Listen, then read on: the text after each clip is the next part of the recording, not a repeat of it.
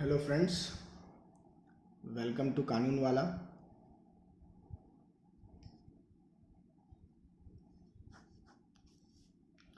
Now, today we are going to start our first lecture on the IPC and it is very basic lecture। बहुत ही basic सा lecture रहेगा और हम केवल इसमें पढ़ेंगे कि अपराध क्या होते हैं। हालांकि हम लोग डीप में पढ़ेंगे। अपराध जो है, जिसको इंग्लिश में हम लोग ऑफेंस बोल रहे हैं, ये आईपीसी के सेक्शन 40 में दिया हुआ है। सेक्शन 40 में दिया हुआ है ऑफेंस। ऑफेंस मतलब होता है अपराध।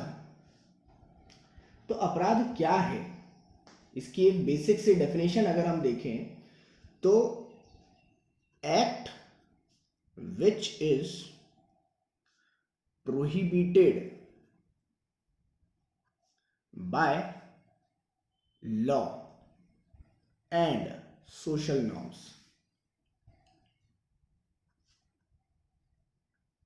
Now, act which is prohibited by the law and the social norms। यहां हमको ये देखना है कि मैंने एंड लगाया है। डन। एंड लगाया मतलब लॉ के तरफ से वो प्रोहिबिटेड, निषिद्ध होना कंपलसरी है।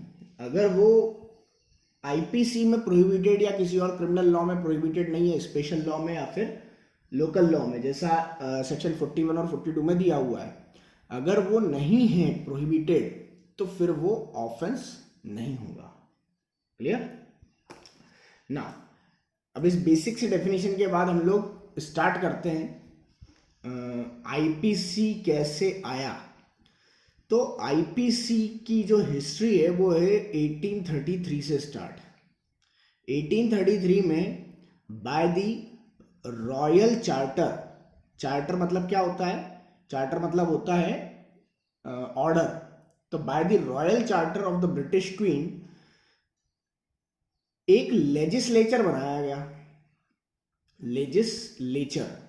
लेजिस्लेचर मतलब जैसे संसद वगैरह अपन बोल सकते हैं। तो एक लेजिस्लेचर बनाया गया इंडिया में, और साथ ही साथ 1834 में फर्स्ट लॉ कमीशन बनाई गई। लॉ कमीशन का क्या काम होता है? लॉ कमीशन का काम होता है to research and report on legal issues।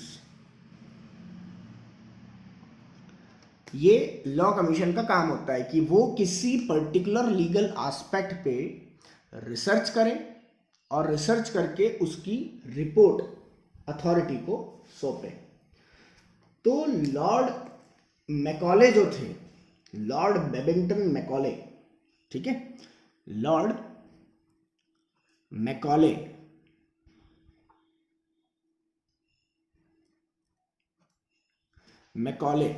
तो लॉर्ड मैकॉले जो थे, उनकी चेयरमैनशिप में फर्स्ट लॉ कमीशन इंट्रोड्यूस किया गया। और इसमें लॉर्ड मैकॉले के अलावा एंडरसन, फिर मिलेट और इसके अलावा मैक्लॉयड,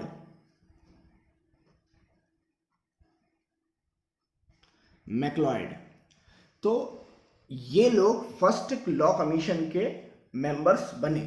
लॉर्ड मैकॉले जो थे वो चेयरमैन बने, उसके अलावा एंडरसन, फिर मैक्लॉयड और मिलेट, ये लोग सपोर्टिंग मेंबर्स बने फर्स्ट लॉ कमीशन के।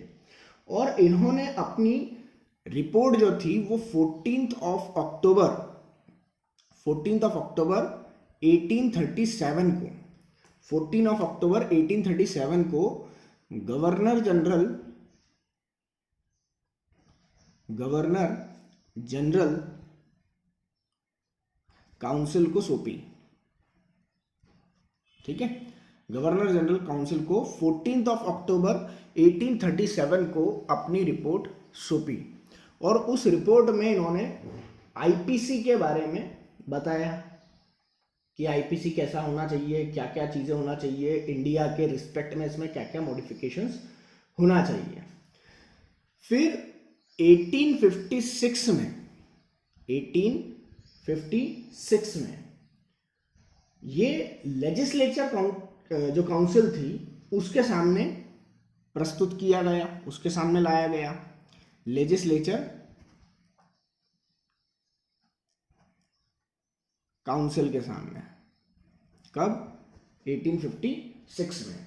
1856 में जब ये लेजिस्लेचर काउंसिल के पास में आया और उसके बाद इसको पास किया गया 6 अक्टूबर 1860 को।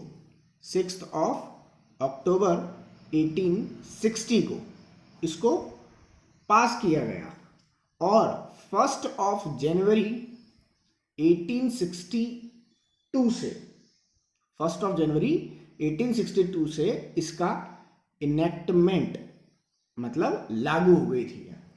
ठीक है, तो कौन कौन सी डेट्स हमारे लिए इंपॉर्टेंट है? सबसे पहले तो 1833 जहां पर रॉयल चार्टर बना, 1834 जहां पर हमको फर्स्ट लॉ कमीशन बनी। फिर फर्स्ट लॉ कमीशन के मेंबरशिप कौन कौन सी थी? तो लॉर्ड मैकॉले जो थे वो इसके, लॉर्ड बेबिंगटन मैकॉले ये इसके चेयरमैन थे। उसके अलावा एंडरसन, मिलेट और मैक्लॉयड ये 3 जो थे वो इसके मेंबर थे। 14 अक्टूबर 1837 को गवर्नर जनरल काउंसिल में रिपोर्ट सबमिट करी गई। फिर लेजिस्लेचर काउंसिल में 1856 को गई after modifications, a lot of modifications. और उसके बाद 6 अक्टूबर 1860 को ये पास हुआ और 1 जनवरी 1862 को ये पूरे भारत में अप्लाइड हुआ। हालांकि उस समय अपन बात करें तो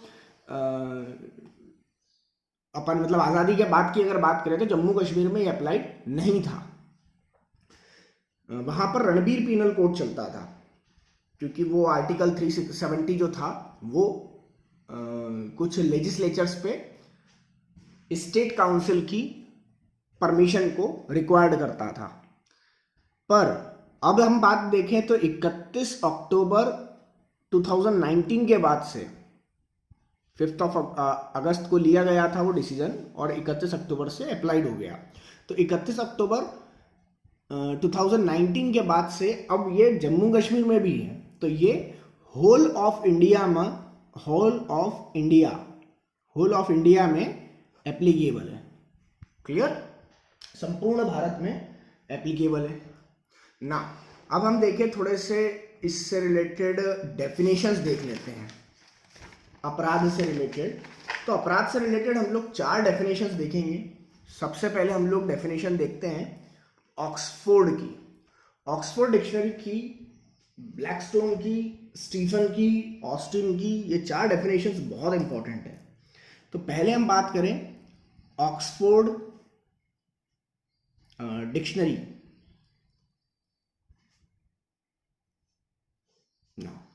ऑक्सफोर्ड डिक्शनरी की हम बात करें तो ऑक्सफोर्ड डिक्शनरी की जो डेफिनेशन है वो ये बोल रहा है कि कोई सा भी एक्ट जो कि act which is prohibited by law, act जो कि प्रोहिबिटेड बाय लॉ हो और इसी के साथ में अगेंस्ट पब्लिक पॉलिसी हो, अगेंस्ट पब्लिक पॉलिसी।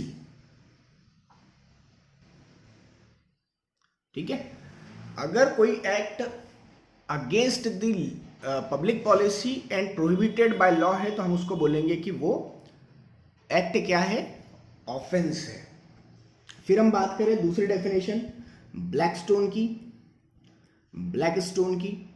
तो ब्लैकस्टोन की डेफिनेशन क्या बोलती है? ब्लैकस्टोन की डेफिनेशन भी यही बोलती है कि कोई एक्ट जो है अगर प्रोहिबिटेड बाय लॉ है और दूसरे पॉइंट पे वो बोलता है कि एक्सक्लूड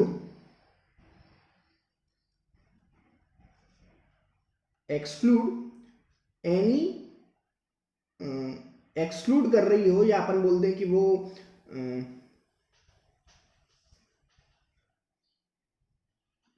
कोई सी पॉलिसी, पब्लिक पॉलिसी को बाईपास कर रही हो, या अपन बोलते हैं उसको ब्रेक कर रही हो, एक्सक्लूड कर रही हो किसी पब्लिक पॉलिसी के नॉर्म को, पब्लिक पॉलिसी नॉर्म्स, किसी नियम को, पब्लिक पॉलिसी को एक्सक्लूड कर रही हो, उससे दूर हट रही हो, तो वो क्या हो जाएगा, वो हो जाएगा ऑफेंस। फिर हम बात करें स्टीफन की। स्टीफन की डेफिनेशन क्या है? तो स्टीफन की डेफिनेशन ये है कि पहला तो वही आएगा कि एक्ट जो कि प्रोहिबिटेड बाय लॉ है, प्रोहिबिटेड बाय लॉ है। और दूसरा, जैसे हमने यहां पर देखा कि वो अगेंस्ट पब्लिक पॉलिसी है, या हम बात कर ले कि वो एक्सक्लूड पब्लिक पॉलिसी या फिर नॉर्म्स को एक्सक्लूड कर रहा है, तो यहां पर इनने बोला, स्टीफन ने, कि वो एथिकल वैल्यूज के अगेंस्ट है, against ethical values of society. ठीक है, वो सोसाइटी की एथिकल वैल्यूज के अगेंस्ट है। लास्ट डेफिनेशन हम देखें तो ऑस्टिन ने बोली थी, ऑस्टिन की डेफिनेशन थोड़ी सी डिफरेंट है इन सभी से। ऑस्टिन की डेफिनेशन क्या है? उन्होंने पहले टॉर्ट को समझाया है, उसके बाद ऑफेंस को समझाया है। उनका कहना है कि टॉर्ट वो होता है जिसमें जो प्रोसिक्यूशन रहता है, प्रोसिक्यूशन बाय द विक्टिम होता है, और जो ऑफेंस होता है उसमें प्रोसिक्यूशन बाय द स्टेट होता है। डन? तो ये इंपॉर्टेंट डेफिनेशंस हैं ऑक्सफोर्ड यूनिवर्सिटी की, ब्लैकस्टोन की, स्टीफन की और ऑस्टिन की। इसके बाद अगर हम बात करें तो हमारे लिए वुल्फेंडन कमेटी की बात करना बहुत इंपॉर्टेंट है। वुल्फेंडन कमेटी, वुल्फेंडन कमेटी, वुल्फेंडन कमेटी ने अपनी रिपोर्ट जो थी वो 1956 को दी थी, 1956 को, और उन्होंने 4 पॉइंट बोले थे, 4 पॉइंट्स रिपोर्ट थी इसकी। ये 4 पॉइंट्स में इन्होंने बताया था कि किसी ऑफेंस को कॉन्स्टिट्यूट करने के लिए क्या क्या एसेंशियल एलिमेंट्स होते हैं। तो उन्होंने बोला था कि सबसे पहले किसी पर्सन का होना जरूरी है, सबसे पहले कोई पर्सन होना चाहिए। उसके अलावा मेंस रिया, आपराधिक मानव मस्तिष्क या आपराधिक मनस्थिति, मेंस रिया, गिल्टी माइंड, ये होना जरूरी है। तीसरा उन्होंने बात करी थी एक्टस रियस की, एक्टस रियस की। एक्टस रियस मतलब होता है कि कोई आपराधिक कार्य किया गया हो। और चौथा उससे जरूरी है कि डैमेज हुआ हो, डैमेज या लॉस टू पर्सन, उससे किसी पर्सन को डैमेज या लॉस हुआ हो। अगर किसी ऑफेंस में ये 4 चीजें एग्जिस्ट करती हैं तो हम उसको बोल सकते हैं कि वो क्या है, ऑफेंस है। ठीक है ना? आगे हम बात करें, इसी में एक मैगजीन जो है वो भी बहुत इंपॉर्टेंट है और काफ़ी फेमस मैगजीन है वो, और मैगजीन है कि एक्टस नॉन फैसेट्रियम निसी मेंसेट्रिया। यहां लिखता हूं मैं, एक्टस नॉन फैसेट्रियम निसी मेंसेट्रिया। एक्टस नॉन फैसेट्रियम निसी मेंसेट्रिया मतलब केवल आपराधिक कृत्य व्यक्ति को अपराधी नहीं बनाता, मतलब अपराध की डेफिनेशन के लिए जरूरी नहीं है। आपराधिक मन स्थिति भी जरूरी है। केवल एक्टस रियस ही जरूरी नहीं है, मेंस रिया भी जरूरी है। ठीक है, केवल एक्टस रियस से नहीं होगा, बट कुछ चीजें जो हैं वो इस मैक्सिम्स की अपन बोल सकते हैं कि उसके अपवाद हैं, उसको एक्सक्लूड करके रखा है। वो हैं, अपन अगर इंडिया में बात करें तो उसको अपन बोलते हैं कंप्लीट लाइबिलिटी, कंप्लीट लाइबिलिटी, और इसी को सबसे ज्यादा बोला जाता है strict liability, strict liability, absolute liability भी बोला जाता है। तो कंप्लीट लाइबिलिटी या strict liability, basically strict liability जो वर्ड है वो इंग्लैंड के लॉ से है। ठीक है, इंग्लैंड के लॉ से ही हमने ये लिया है। जैसे अपन बात करें पब्लिक न्यूसेंस, फिर बाइगेमी, फिर पब्लिक न्यूसेंस, बाइगेमी या contempt of court, contempt of court, इसमें मेंस रिया की जरूरत नहीं होती है। ये चीज करने के लिए मेंस रिया की जरूरत नहीं होती है।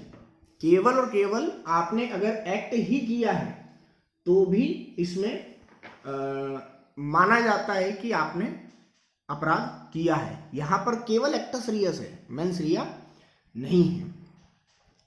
चलिए हम लोग नेक्स्ट लेक्चर में इसकी और ऑफेंस के बारे में थोड़ा सा देखेंगे। ये लेक्चर हम लोग यहीं पर कंप्लीट करते हैं। अगर आपको वीडियोस अच्छे लगें तो प्लीज़ लाइक करिए, शेयर करिए, सब्सक्राइब करिए माय चैनल कानून वाला, ताकि मुझे मोटिवेशन मिले और मैं आपके लिए जितने भी जुडिशरी के सब्जेक्ट्स हैं किसी भी स्टेट्स के, उन सभी पे मैं वीडियोस बना सकूं। हालांकि धीरे धीरे बनेंगे, बट कोशिश मैं पूरी करूंगा उसको फास्ट करने की। Thank you.